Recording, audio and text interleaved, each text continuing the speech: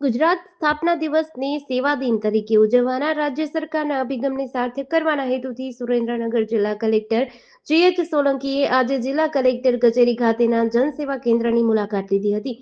કલેક્ટરે કેન્દ્રની વિવિધ કામગીરીનું પ્રત્યક્ષ નિરીક્ષણ કરી નાગરિકોને મળતી સેવાઓની સર્વગ્રાહી સમીક્ષા કરી હતી.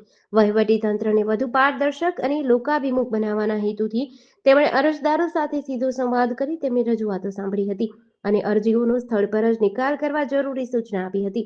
મુલાકાત દરમિયાન કલેક્ટરે જણાવ્યું કે આજે 1 મે 2026 ગુજરાત સ્થાપના દિવસના અવસરે સુરેન્દ્રનગર જિલ્લા વહીવટી તંત્ર દ્વારા એક વિશેષ પહેલ કરવામાં આવી છે. નાગરિકોની સુવિધા માટે આજે સવારે 9 થી 12 વાગ્યા સુધી તમામ જનસેવા કેન્દ્રો અને તાલુકા કચેરીઓ ખાતે ઉચ્ચ અધિકારીઓની પ્રત્યક્ષ ઉપસ્થિતિમાં લોકપ્રશ્નોના નિરાકરણનું આયોજન કરાયું છે. આ અભિયાન અંતર્ગત હું પોતે કલેક્ટર તરીકે અહીં હાજર છું, જ્યારે પેટા વિભાગીય કચેરીઓમાં પ્રાંત અધિકારીઓ અને તાલુકા કચેરીઓમાં મામલતદાર રૂબરૂ હાજર રહી અરજદારોની અરજીઓનો તાત્કાલિક નિકાલ કરી રહ્યા છે. રાજ્ય સરકારની સુગમ ડિજિટલ સેવા અંગે માહિતી આપતા તેમણે કહ્યું કે અમે આ ડિજિટલ સેવાનો વ્યાપ વધારવા પર ભાર મૂક્યો છે, જેથી નાગરિકો ઘરે બેઠા ઓનલાઈન રજીસ્ટ્રેશન દ્વારા વિવિધ સરકારી સેવાઓ મેળવી શકે. આ માટે દરેક જનસેવા કેન્દ્ર ઉપર વિશેષ સુવિધા ઊભી કરાઈ છે. કોઈ પણ નાગરિકને બિનજરૂરી વિલંબ ન થાય અને તેમને સંતોષકારક પ્રતિસાદ મળે તે જોવાની જવાબદારી દરેક કર્મચારીની છે. આજે 1 મે 2026 ગુજરાત દિવસ છે.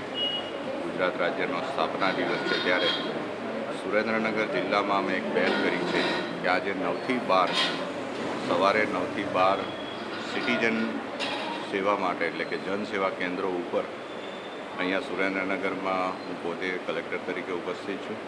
જ્યારે અમારી બીજી તાલુકા કચેરીઓમાં જ્યાં પણ સબ ડિવિઝન છે ત્યાં પ્રાંત ઓફિસરો ઉપસ્થિત છે અને દરેક મામલતદાર કચેરી કે જ્યાં જનસેવા કેન્દ્ર છે તે સવારે 9 થી 12 મામલતદારશ્રીઓ બેસીને તાત્કાલિક જે કંઈ અરજદારો આવે એમની અરજીઓનો નિકાલ થશે.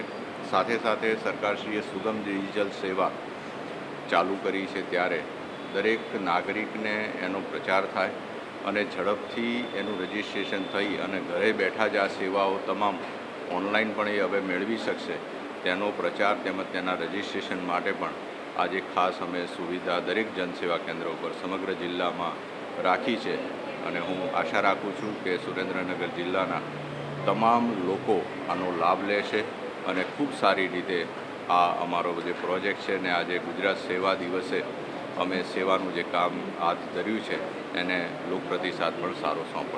JDC ન્યૂઝ સાથે જયેન્દ્રસિંહ ઝાલા, લખતર.